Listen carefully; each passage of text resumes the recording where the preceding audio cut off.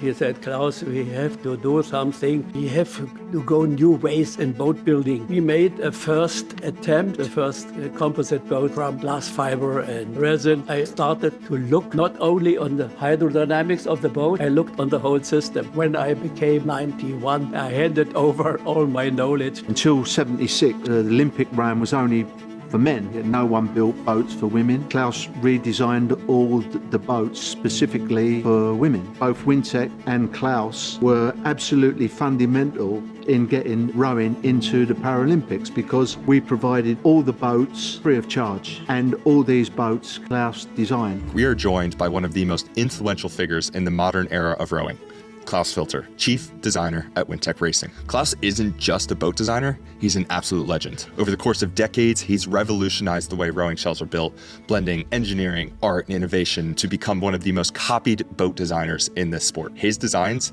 have led to countless gold medals. Over the course of 3+ hours, we sat down and chatted with Klaus about his history as a young German naval architect to becoming a founding member and then head of FES's Materials Commission. He oversaw the implementation of numerous regulations like minimum boat weights and standard rigging practices, and his advancements also paved the way for women's and para rowing. Accompanying Klaus on camera was Terry O'Neill, the former GP national team coach, as well as the current head of global operations at WinTech Racing, is no stranger to high performance. But he's also really well known for having just coached up the Boys in the Boat movie actors into rowers to make them portray the 1936 men's 8 as well as they can. His years of insight into working with Klaus was fantastic. We sat down to interview them at the newly renovated Henley River and Rowing Museum, which provided the perfect backdrop to these foundational stories of our sport. This whole thing was made possible by WinTech Racing, who approached us with Klaus's story just a few weeks after the Boys in the Boat premiere, which they also happened to make the boats for. So for the rowing historians and nerds like myself, please enjoy our interview with the legendary boat designer,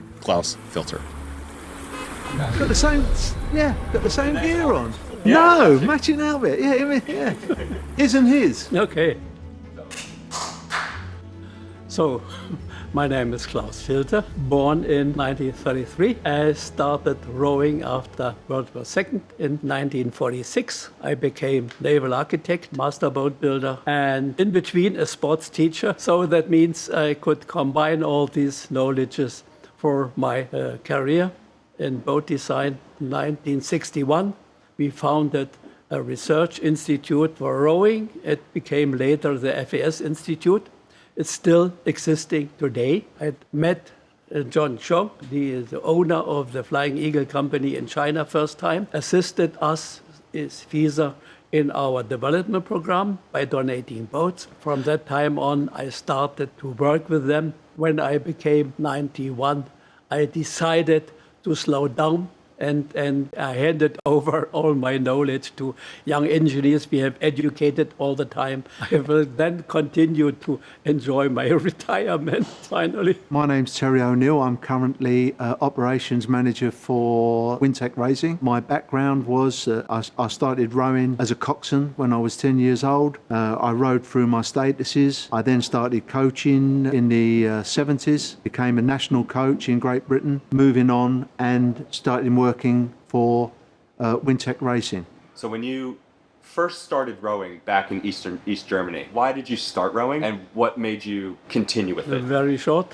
It was just after World War II. In 1946, we came back to Berlin to our destroyed house, and we lived under very poor conditions. And of course, there was no food and nothing. It was always desperate. But school started already, and the schoolmate told me, "Oh, my father is an old rowing coach and he wants to start rowing again after the war." Yeah, so would you like to learn to row? I said, why not?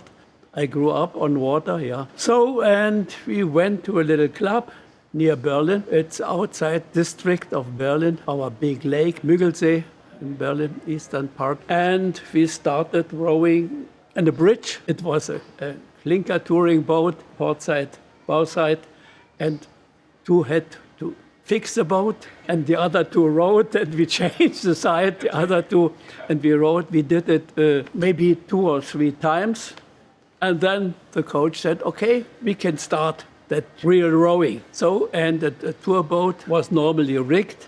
I had to sit on stroke. I could hardly get the lever over my thighs. But we managed it, and I remember it was a very hot day in August, and we made the tour. It's a special tour around the lakes in Berlin, in the eastern part. It is a 30-kilometer tour, and he let us row the 30-kilometer tour without any break, without any drink, nothing, in hot conditions. Was very hard test. Next time, when training was, we were only two of the boys didn't appear anymore. My back was totally bloody and the crusted blood and the seat stuck to the coach told us, okay, sorry, it's my original test I do, not to waste time with people who never will become rowers. You too, you come back, you will become rowers. That was my start of rowing. It was really a very extreme test. And did you see those boats and be like, I can make better?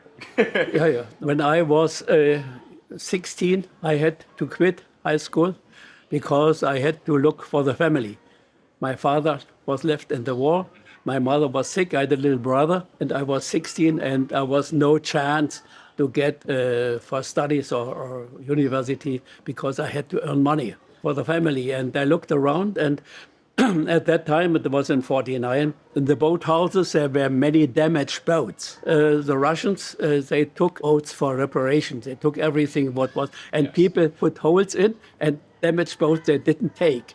So these damaged boats were left. And so I said, okay, could be a good opportunity to make very fast some money. At that time, I have already started my apprenticeship for boat building, to become a boat builder. At Pierce? It was a Pierce company. Yes. Yeah, it was maybe at that time the most well-known or famous company in Germany. They made all the boats for the Olympics in 36 and was so happy to get an apprenticeship there. And I had a very good master boat builder. Pierce was not a boat builder. He was just the owner. Very good master. Max Niebling was his name. And he was like a kind of father for me, and he took care. And I told him my situation, and he said, okay, what will you do? What do you have to repair? He explained me how to do it. He gave me all the material I needed. But the only condition was, he told me the price I had to take. It should be the same as in the company. I was happy with that, and it worked quite well. At that time, I have already started my rowing career, interest into racing, and so. You were a lightweight? Yeah, at that time I was nothing. I was just a young rower, 16 years old. That I continued rowing had another reason, because nothing to eat. After school, every weekend, we went out with a coxed pair. We had a kettle.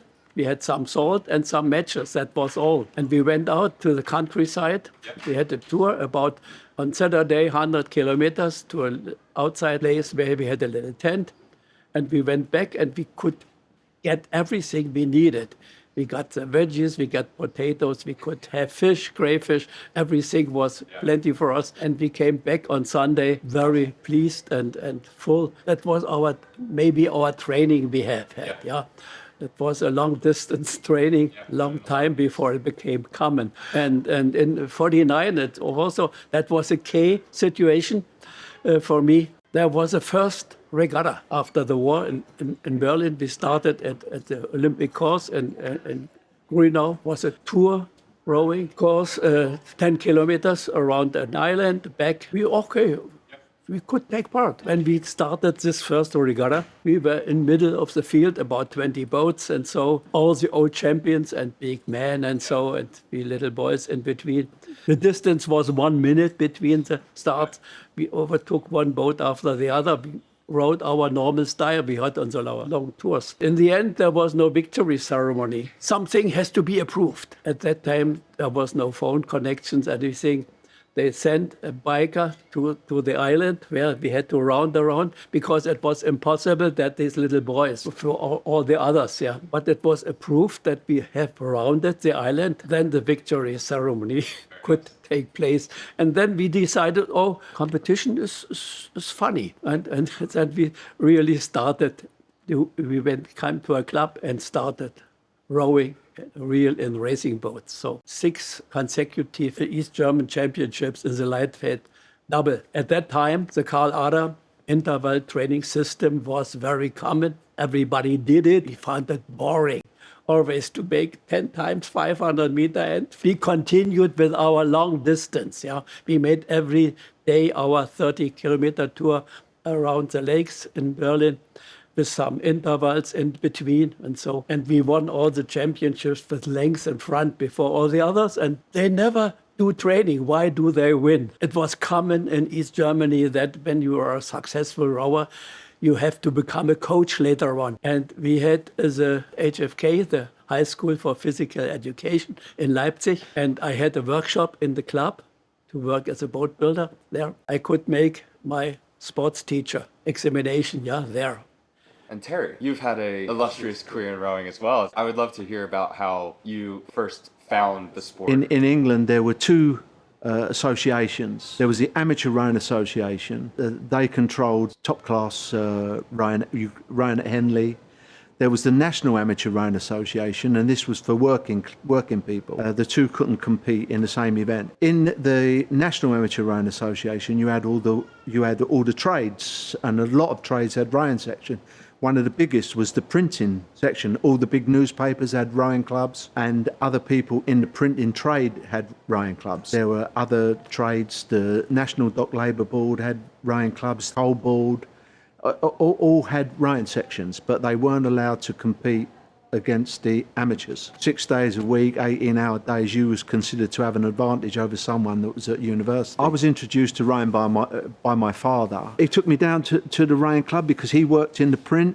Took me down when I was 10 as a coxswain, and I started coxing the club that was in the print and printing regattas. And then my father died, and very much like Klaus, I was 13. I had a younger sister. I had an elder brother. And, we were short of money, so I had to start to think more about earning money. So I did a milk round and a paper round, and I sort of dropped out of rowing until my brother started, now 15, and I went down and I started steering my brother. We didn't win anything. We weren't very good. One of the guys in the crew, he was older and he was married and he didn't want to carry on rowing. They noticed that now I was taller than everyone else in the crew and I was the cox. They took me out the coxswain seat and put me in the bow seat of the fore. The first regatta that we went to, we won. It was quite a funny race really, because the cox, he had these fantastic teeth. They were false teeth and they weren't made for him. So when he spoke, his lips and his teeth were out of sync. It was fascinating to watch. And the other thing was, he had a glass eye. So when he spoke to you, he was always looking over your shoulder with his good eye. So you kept moving to line him up. So depending on the length of the conversation, you would be going round and round in circles, because every time you moved, he moved. One thing you need from a coxswain, you need good eyesight and good communication skills, and he didn't have either. So we were in the race and we got to the final of our first victory, and we came off the start and we were leading, and my brother was stroke, he was in front of me, and all of a sudden I saw my brother let go of his oar and start brushing his groin. Jim, what you doing? Morris' teeth have come out and they've landed in my lap. So with that, Morris stood up to try and get his teeth back, and I was saying, no, Morris, sit down, get your teeth when we finish the race. The other crew were closing up on us, and we finished the race. We got our trophies. I never lost another race that season. That's how I got in. The reason I got into coaching, I had a car accident, I broke my arm, training in a fore for Henley, and so I had to drop out. We put another guy in and I coached him, and I thought I'd better do it properly, so I took all the courses available to learn. I enrolled at the London College of Physical Education. Our club started to win things at the national championships. We had a lightweight double that I was coaching, and they won the national championships, and they got sent to the world championships, and I was sent as a coach. And while I was there, they asked me if I would like to coach the national men's team, which I said yeah, and then we won the world championships first year. It was all downhill after that. You were the GB coach for the Olympic team for 3 Olympiads, was that? Well, yeah, Did I read that right?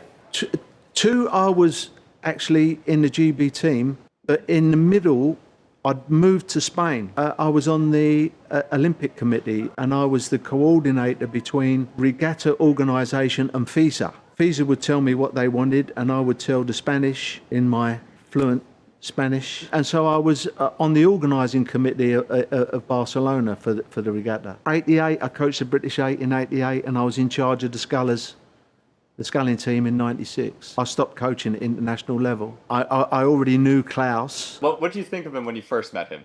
No, he was great. He was a great bloke, and he loved to drink in them days. So we were on the same wavelength there. And a friend of mine said that Klaus was going to be working with this Chinese boat building company, and would I be interested in selling these boats? I mean, never heard of a Chinese boat, you know. And that's how we got working together with the Chinese. Really, I was on the sales side, Klaus was on the production side. Yeah. John, when he first came over to one of the world events and you met him, you were part of the FISA Materials Commission? Of course, there is a little history before. Yeah. In 1960, we made a first attempt initiated by a coach in Leipzig.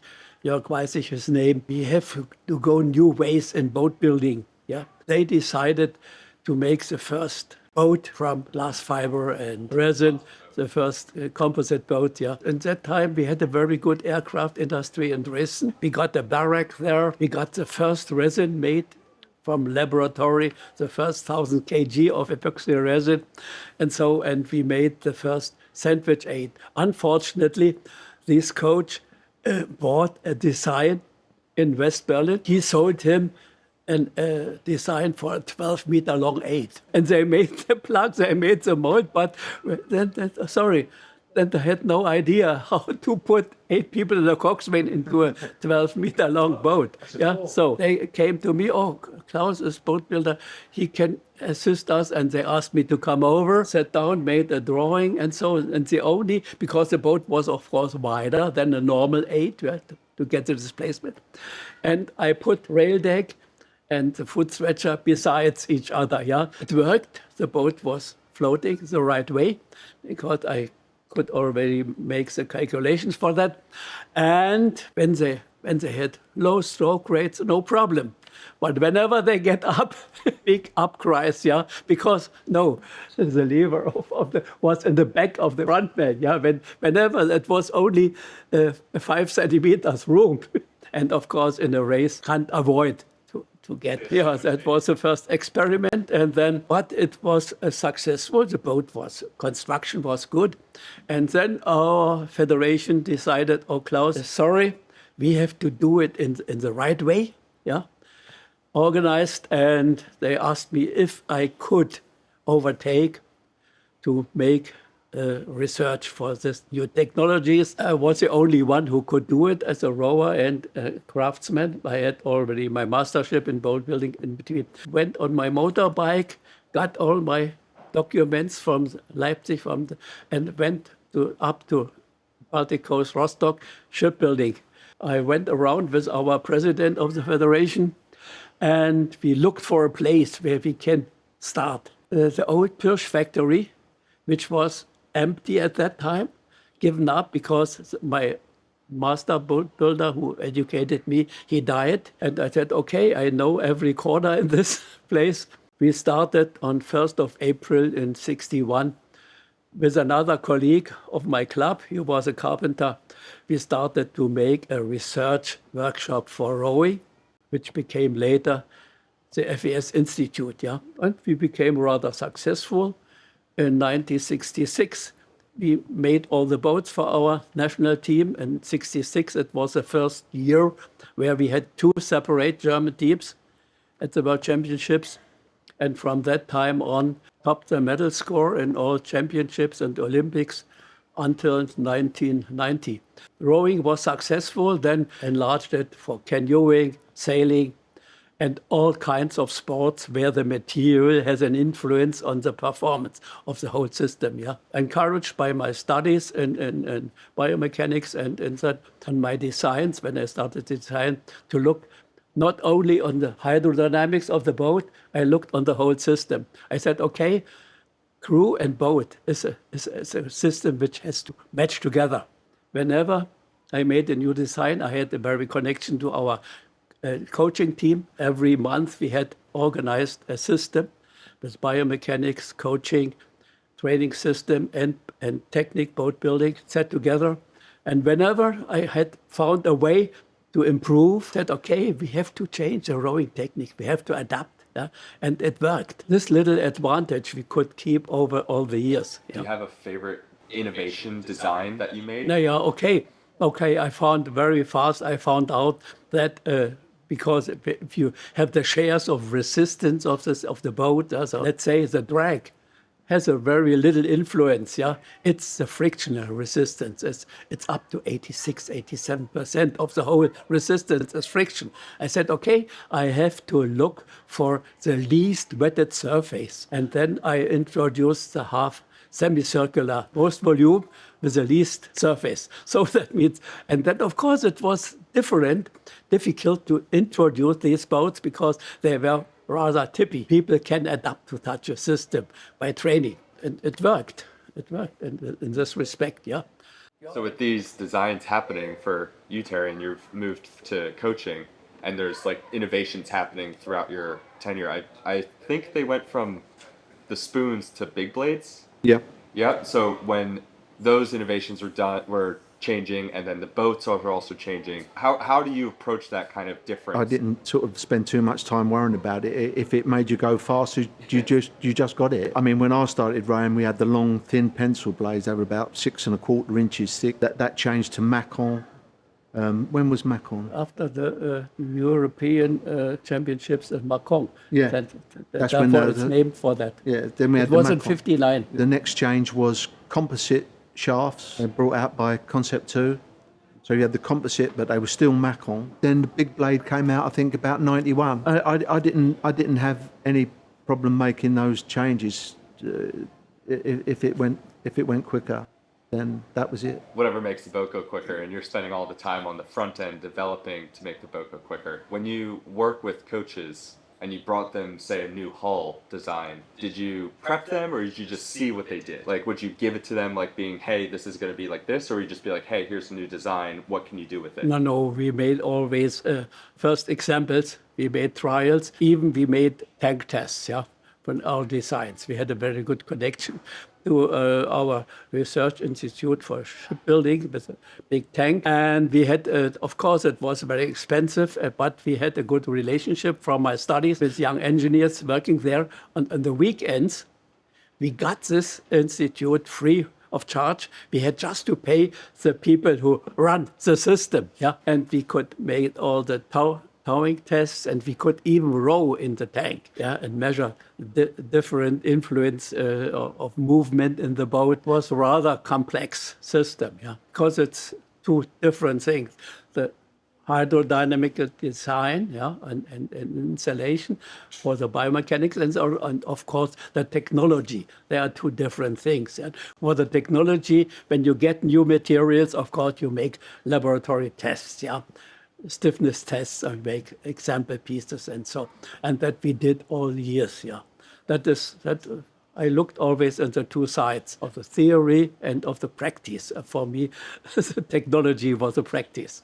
That worked quite well. So as founding member of FISA's Material Commission, being head of it for, I think it was about a decade, you were head of the FISA Materials Commission?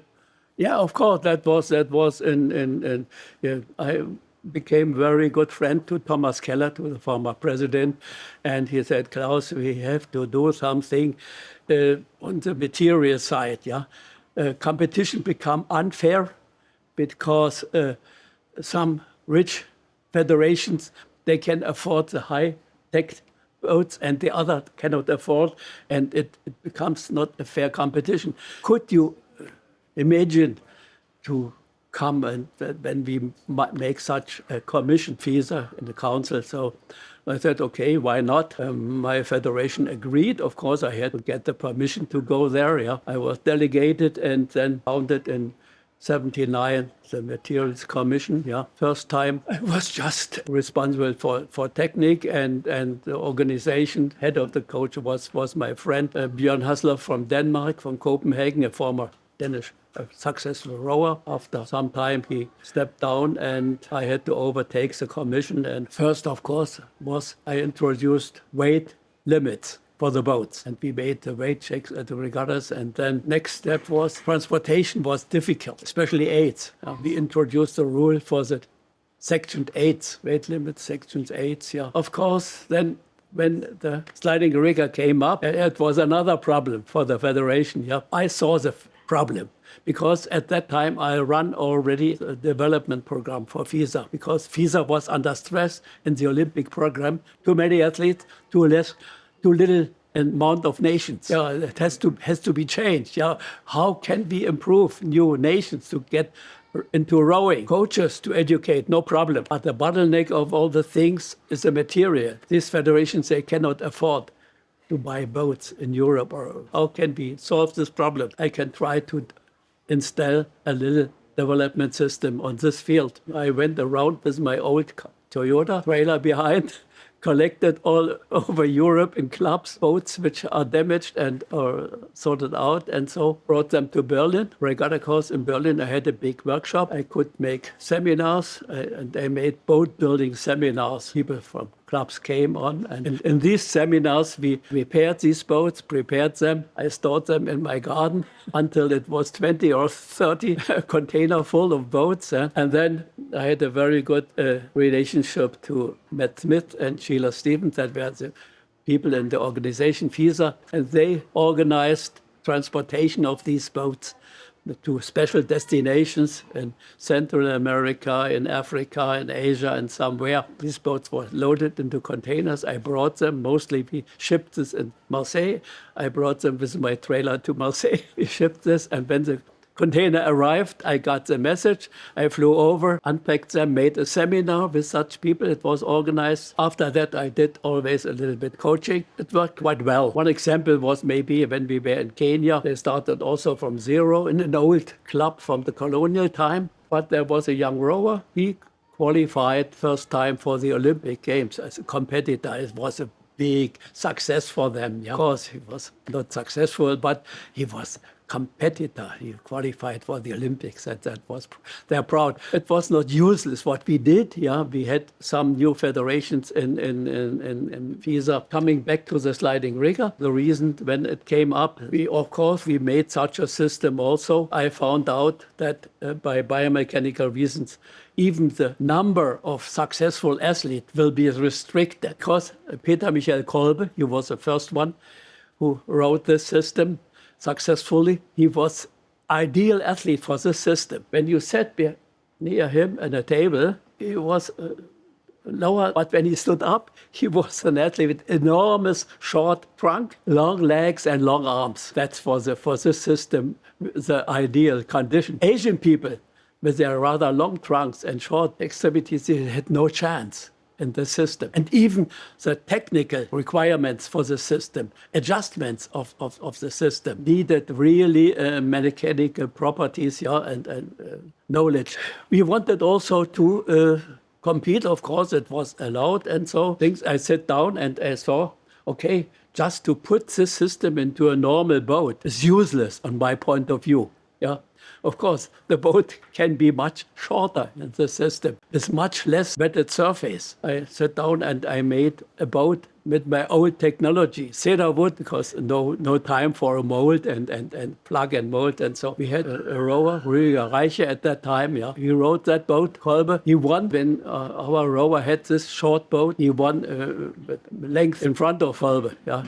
So that means that was a proof that the theory that we could put this system into all boats and to improve rowing as a new technical invention was useless. We had to throw away all our boats. We had to make new designs for each boat class. Yeah. When I explained that to council, when they wanted to make a decision about that, I explained it. They said, "Oh, sorry, no, never. We have to restrict that. Yeah. That will be our end in the Olympics when the number of athletes and nations will be decreased." By that time, they asked me, what can we do? I said, oh, do we have a definition of rowing? They said, no. What rules do we have? The only rule at that time was the bow ball. And the bow ball has also had a history. Do you know it? It was in the 30s. It happened in Berlin. There was an accident between two singles. and the sharp bow of one single went to the thigh of another rower. Yeah, they had to cut the boat and bring the rower to the hospital to make the operation to take it out. Yeah, and that was the invention of the bow board. This sharp brass-covered bow has to be protected. The first time that was just a rubber sleeve put over, fixed, and then of course today it's everything with a composite technology. It was no problem to put it into a mold. Yeah. So okay, that was the first rule, and I said, okay, let's see what it is. Yeah, what we can do. We created a definition of rowing. I worked together with John Bowlby. We put everything in what can save our system for the future. Rowing is a propulsion of a displacement boat. That means at that time there were research with hydrofoils under the boats, to get it out, and could also be very expensive, complicated, and so not affordable to everybody. That displacement boat, and then one sentence I brought in, that is all load-bearing parts in the boat have to be firmly affixed to the body of the boat. The sliding rigger was out, and there was a big outcry. You destroy the technical advantages, and so development by all the things I have tested before. It was the only solution. I have such boats in my shelter for leisure, and even put the system on now on little paddling boards, stand-up paddling boards, and we put this system. And my great-grandchildren who are rowers, they like it. They like it to play on the water with that. I saw the stand-up paddle boards that WinTech makes. Like, I've used one of those before. It's a lot of fun. Yeah, really. Quickly go out and row. Yeah, very fast. And you can travel with the entire rowing suite and like on a plane. Very different, the technique, because I kept opening and falling off the seat. But more, I can tell you such a story. I was introduced to forward rowing. There was a friend of mine. He reinvented the forward rowing. Beginners, it's no problem, but when you are a rower with your a dynamic stereotype you have developed over all the years. You have to row in the opposite way. The release, you have to lift. And that's a catch. You have to pull down It's difficult to switch a whole day, but not to come down, to their own system. But that was the same with a sliding rigger system. It's not the problem, When the seat is a little bit molded more, you don't slip off. It's no problem. Have you ever been in a sliding rigger boat? Yeah, I did. There was where I rowed down on River Lee. A guy came down and he had one built. There was boat builders down there. If we just go back to a couple of the points that you raised about important changes that have been during my life, I would say there were two, of which Klaus was absolutely fundamental in, and that was until '76, the Olympic rowing was only for men.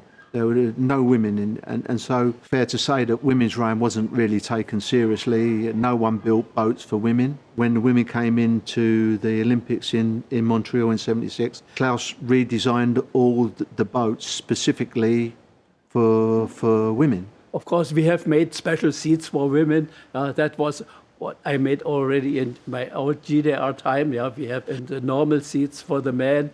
The women got hurt. We made the holes in the seats wider for the women. That are special little things. We had also special oars for women. They didn't row with the same blades like the men. They can get the right relation between power and endurance of stroke, and so small things. They give together. They give us the perfect system. The second big change was the introduction of adaptive rowing coming in to the Paralympics, and both WinTech and Klaus were absolutely fundamental in getting rowing into the Paralympics, because we provided for the first Paralympic rowing events in the Paralympics in Beijing. We provided all the boats free of charge for everyone that rowed in the Paralympics. And all these boats Klaus designed specifically for adaptive rowing. Prior to adaptive going into the Paralympics, no boat builders apart from us were interested in developing equipment for disabled people. They weren't interested. And The chances adaptive rowing getting into the Olympics in Beijing was very, very, very unlikely. I had a meeting with, he was actually an English guy who was in charge of the Paralympics. And I said, well, what about if we provide all the equipment? So all that these people have got to do is turn up there. And we'll provide all the boats, and all they've got to do is just get there. And he said, could you do that? I said, yeah, we can do that. And he said, okay, I'll let you know. And then he come back a couple of days later, he said, if you can do that, Rome will come into the Paralympics. And at that moment, suddenly, everyone wanted to make adaptive boats. You were the first. We were the first and the only ones that actually were interested in developing adaptive rowing when it first came in. First started in about 2001, didn't it, Klaus? First one was in Seville. And then we took a load of boats down. I picked a load of boats up from you in Berlin and drove them down to Seville. And they were all odds and sods. They were all just all different sorts of boats. And then Klaus went away. And then in 2003, we brought the adaptive boats to Milan and showed them for the first time. They were taken on board by FES, as it was then, the world rowing now. You see now women's rowing. I mean, when they first come into the Olympics, they only rowed 1,000 metres, and it was a totally different athlete that you saw. Now you know, women's rowing is superb athletes, superb technique, and appropriate equipment. Whereas prior to '76, they would be rowing in old men's boats, miles too big. You know, no one cared because they weren't in the Olympics. As simple as that. No one was interested in women's rowing.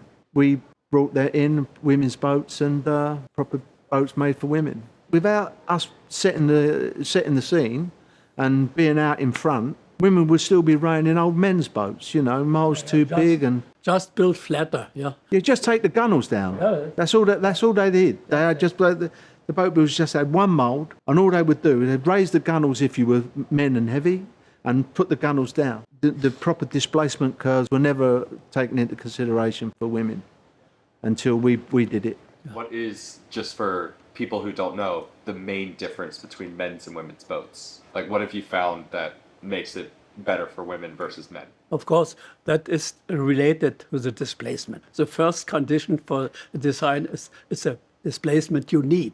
Weight of boat, weight of crew. And then from that you start, yeah. This does give you the opportunity to look at your boat designs. And this is something that I'm particularly interested in, you know, not the women's aspect, because they've got a lower centre of gravity. They tend not to be as tall as the men rower. They're not so heavy in the shoulders. They could row in a boat that would be very, very unstable for a man's crew, but for a women's crew, because they've got a lower centre of gravity, they tend to be technically better than men. Men tend to rely more on brute force. I know it's a bit of a generalisation. There's some really good technical men's crews out there, but you know, if you're looking broadly at the differences, that's what you would see, and then you would look at the possibility of making changes. We looked at the racing in Rio, and we noticed that crews were tending to row a bit shorter and about 4 pips higher. We spoke about, does this give us the opportunity to look at our boat design to accommodate this change in technique? And we come up with the FLX design, which meant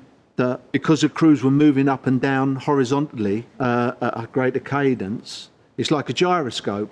The quicker a gyroscope spins horizontally, the more vertical stability it's got. It's the same with rowing.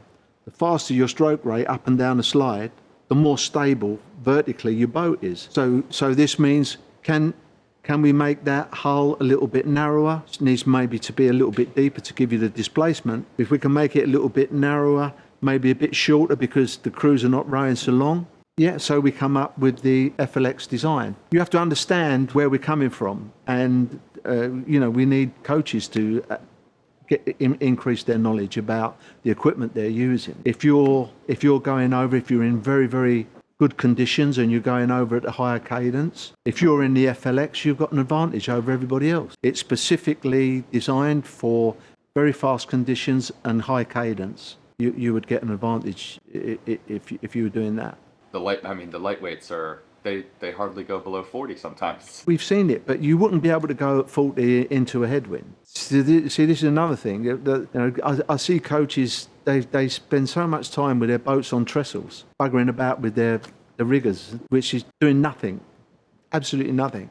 In rowing, your gearing is your stroke length and your cadence and your stroke rate. If you're rowing into a headwind, you shorten up and you row at a lower rate. That's your gearing change. It's as simple as that. If you've got favourable conditions, you go over at a higher cadence and you can row longer. That's your gearing change. All that time spent on the trestles, waste of time. Better off either in the CAF or on the water. There was also another thing in FISA, in the commission, that they came up. The main purpose was keep the competition fair. Said, okay, can't we do something in the 90s, beginning of 90s? It was, okay, we want to improve lightweight rowing. Yeah, when lightweight started to become Olympic. It's a big resource of athletes in lightweight rowing. And even lightweights were rowing like women in cut down heavyweight boats. So I said, okay, can you do something? I said, okay. And I developed the so-named FISA standard lightweight boats, yeah, from single, double, quad. I made the drawings, made copies of the drawings and distributed it to all boat builders worldwide. And it became very common because I made it in the same way. I said, okay, lightweights and women are from the weight rather near. I made an average between women and lightweight that even women can use these boats. I had in mind the special boats I made for women before. And so I brought it together. It was really well accepted. And the key moment were these boats. I met John, you have mentioned, first time in '94 in Indianapolis at the World Championships. I handed him over the drawings like other boat builders, got it. Oh, he was very pleased and said, and he wanted to pay for it, to explain the drawings. When he has an idea, he wants to go on, very fast. And so, can't we do it now? Yeah. And then I said, okay, it will be a hard job. In 1 week, we made a plug, we made a mold, we make a boat in 1 week. And the workers, we worked up 16, 18 hours every day. The workers fell asleep in the workshop, in the factory. But we could manage it. Yeah, I found this historic sketches I made. I found these papers last year. I gave it to the company because it's a historic document. Because the first time they made a real good plug, a real good mold. Yeah, before they made copies of other boats, or they put pieces of plywood pieces and put together to make a plug. It was very not successful. Maybe that was a key moment. This January '95 was a key moment for the development of boat building industry in this province. It's not only this company. From the people I have educated in the first years, many have built up own companies. Yeah, I think competition in this respect is always good. Yeah, let them do it. From that time on, we started, encouraged by FISA and how keen they are. We built up a very long distance relationship. Yeah, last year, when I decided to step down, I handed over all my knowledge to the young engineers they have now. It was nearly 30 years. And when I stepped out of FISA, and I could concentrate fully on that. And it was maybe the third part of my life, before boat building, FES, and then FISA, and made my life rather interesting, with always new challenges. And I like challenges, and otherwise it becomes boring for me. I have just found in the internet a photo examination boat I made when I became a boat builder when I was 18 years old. From the victory ceremony in the men's single at the Olympic Games in '52. The Russians, they won the first gold medal ever at Olympics in that boat. This photo, the one that comes up when we see you on the internet.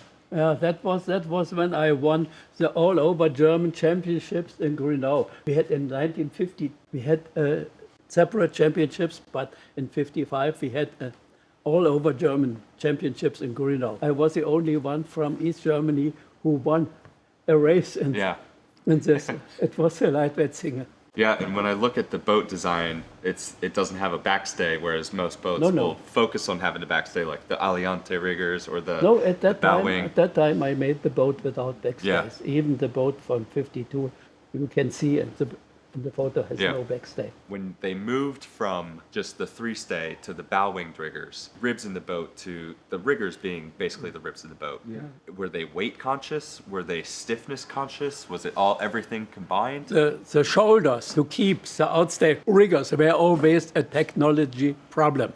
Yeah, most damages in the boats and the boat were weakness of shoulders when they came weak over the years. The wing was an alternative to that. Yeah, the wing in weight has no advantage because the last outstay riggers I made, it was a two-stay carbon. They're much lighter. Yeah, the problem was always to have a strong shoulder, one stay and a bow stay. Yeah? And these boats are still in use. We made them also in China, and these boats are still in use in Germany, especially for masters rowing. I saw an article on Rowing News. They asked you, all the boat builders, a bunch of questions. One of the questions was, what do they predict to happen in the next 5, 10, 50 years of rowing shell design? You said technology for the rowers. Have you seen the Peach system? They have put in the gates power meters so the rowers can see, like on the erg, what they're doing. You said like in 5 to 10 years it had happened. Do you think there will be another innovative design for rowers in the boats? Yeah, okay, it's a question. You see, the system crew boat is always a compromise between the boat with the least wetted surface, the least resistance, and the rowing technology possible to row in such boats. Yeah, and so it's a tricky thing. Yeah, and you can't make a revolution in one direction. Say, please do that. Rather, let's say, brought up to the limits which are possible today. Yeah, of course you can bring some electronics in and everything, but what does it mean? When you are a rower, when you are on the course, when you are in the race, you feel quite well what you can do. I never needed some electronic information about my performance. I felt myself if the boat ran or not. Yeah, if I had the right stroke rate or some under the special weather conditions, you have to adapt. I know rowers, they can't row when on rough water conditions. They are impossible to row.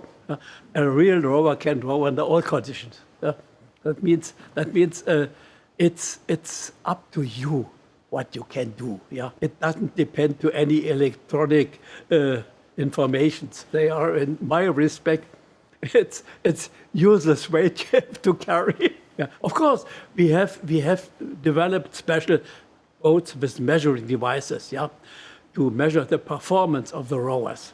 Yeah, that's quite clear. You can do it on an erg, you can do it in the boat, yeah, today. It's no problem. But in a race, you have to do, for these few minutes, you have to do your best what you can do and what you feel, and what you feel what you are possible to do. Changes for the future. Well, we're going to see a fundamental change, aren't we, in LA when the racing distance is going to go down to 1,500 metres. Yep. I wouldn't say from 2,000 to 1,500 physiologically there's any significant distance, but I think that looking at what people that control the Olympics are looking for, they're looking for the racing to be a lot shorter than it is. Once they open the door to reducing the race distance, I think it will come down. If you look at kayaking, they've gone down to 200 metre racing now. From a purist point of view, I mean, those of us that have been in this sport all our lives, you know, we think about proper racing. Proper racing is 2,000 metres, but the sport is going to survive. We may have to take other factors into consideration and not, you know, just not be too stubborn about it and coming down and maybe to 500 metre sprint racing, then that would significantly change the way you prepare. You've also got the development of coastal rowing, which opens up enormous possibilities because there's far more coast than rivers and lakes. People live on the edge of the countries, don't they? Most people live on the edge, not that far from the sea. And I mean, look at Australia, massive country. No, the middle's totally empty. Everyone lives on the edge. You know, you could get a lot more countries with lower populations, overall lower populations, but good access to the sea. The sport could open up to more countries through coastal land. There's bags of room for improvement on the equipment. Equipment for coastal land is rubbish. If we could do something there, Klaus. There you go. Yeah. No problem. I'll come up with the ideas, you come up with the design. You made the first self-bailing rowing shell. But even in the racing shells, I made the sloped close at the foot stretcher, behind the foot stretcher. It should be sloped. That was the first idea I had for my practice, for my rowing practice. It's not that you are sitting down thinking only theoretically on the subject. Combine it. Coming back to my basic idea of the system, crew boat. Yeah, it has to work together. Technology has to be improved, and it was improved there. Yeah, if you know, the normal composite technology is made in plastic molds. Yeah, with vacuum bags. We did the first time when we had big CNC machinery over the whole length of a boat. Yeah. All the special things with handwork, cutting, and even in this machine, we have operated metal molds. Metal molds, and I think there no other company has metal molds for rowing shells. Big high pressure in up to 4-5 atmospheres and big pressure under. Yeah, it's counterproductive for the sails. Yeah, because these boats will last forever. Yeah, so. Yeah. The modern boats last They last 20 years. I know in other technologies here, where you have maybe in car technology and even in your household machineries, they built in something that these go down after the warranty time. You have to buy a new one, yeah? That's something that you don't have in racing boats. You know, we've still got boats out there that are functioning perfectly that we made 20 years ago. So we don't know how long they're going to go on, which is not good from my side now because I'm on the sales and marketing side. Of course, for me, to make rowing affordable to everybody, it's an advantage to have last-longing material. A one-piece outer carbon layer? Yeah. Is that... Can you talk about that a little bit? Yeah. We looked at just leaving, not painting the boat. If you had a joint in the outer skin, this joint would show, and it didn't look good. There was nothing wrong with it structurally, but it just didn't optically. It didn't look good because we're using unidirectional carbon, not woven carbon. Now, this is very, very tricky material to work with because if you get the slightest twist the fibre, it looks like you've got a dent in the boat. You haven't. If you feel it, there's no dent, but optically it's not. So it's really, really tricky to work. And so what we did is we tried to make the outer skin in one piece. The outer carbon, UD carbon, is one piece, and this enables us to sell it wet sanded, which means that there's absolutely nothing on it. This gives it better properties with when you put it in the water. Very difficult. It's because it has to be absolutely perfect. Really time consuming, technically very difficult to make, but you've got a top class boat there. We started making the one piece. First of all, we started with singles, then we extended it, doubles and pairs. Now we're up to putting them onto our fours and quads. One of the first ones we did was for Windsor boys who used it and to win at Henley. It's it's a really, really good boat. Have there been any distinct challenges getting other people to try it out versus like, oh, what we have works? Yeah, I mean, look, rowing is a very, very traditional sport, very conservative sport, and the elite level, everyone knows that Empacker and Felipe, they dominate that end of the market, basically because they're very good at making a product that's not bad. You're never going to buy one of those boats and find something fundamentally wrong with them. But if you want something that is cutting edge and exciting, then you want a WinTech. The first carbon bow wing sweep rigger was from WinTech? First ones that I saw were ours. We introduced the bow wing for sculling, Then we produced a bow sweep. There's advantages and disadvantages. The disadvantage is that it has to be longer. You need to take into consideration that with that extra length, The lever is longer. make sure that you don't get any movement in it, because stress fractures and things, technically it's more difficult to make because it's longer. The only obvious advantage is that you don't have a swivel with a pin. You don't have the pin. You have a don't C have the cup. pin. You go. The center of pressure goes directly, Down, yeah. into the lever. When you've got a stern wing, you need a vertical pin. A pin, and sometimes you also see a backstay. To get rid of the vertical pin and the backstay, we introduced the bow-mounted sweep rigger, which gave you a C cup, and that's more efficient. They came out first on leisure boats. So the first they were basically just straight tubes. Yeah. I mean, we had them on our water joggers, didn't we? Water jogger. The thing was that they're heavier. That's the problem with the wing. Lightest rigger is a two-stay carbon with a C cup, and that's really the most efficient rigger. But then you've got to add the transfer through the shoulders of the boat, and that's where the weakness comes in. And also, you lose width on the inside of the boat, maybe You 5-6 need centimetres. You lose space. Everything's a bit of a compromise, you know, and what you're looking for now are marginal gains. It's the buzzword, isn't it? You're looking at marginal. You're going to lose a little bit here and gain something here. If the gains are more than the negative side, then you go with it. For your crew, the equipment should not be a factor. They shouldn't be thinking about the equipment, right? All they should be thinking about is their performance. The equipment should be given. They should be happy with the boat. They should be happy with their oar. They should be happy with their setup. And they shouldn't be thinking about it, because if they are thinking about it, if they're concerned in any way, it will affect their performance, right? And at the top level, you can't have it. You have to be totally and utterly focused on your performance on the day. You know, athletes have to be right technically, physically, and psychologically. And if they're not 100% on all three areas, then. But Terry, some athletes are different. Yeah, some athletes, they go in, they feel okay. But I remember a very special athlete was Thomas Lange, 2-time Olympic champion in single. Yeah, he was so critical and precisely and everything. Yeah, 0.5 millimeter, and he was always looking and measuring and checking. Yeah, so when he was pleased, then okay, now I can win. Yeah, so it's different to the athletes. Yeah, really. I had in my studies, I had also psychology. It was no problem for me.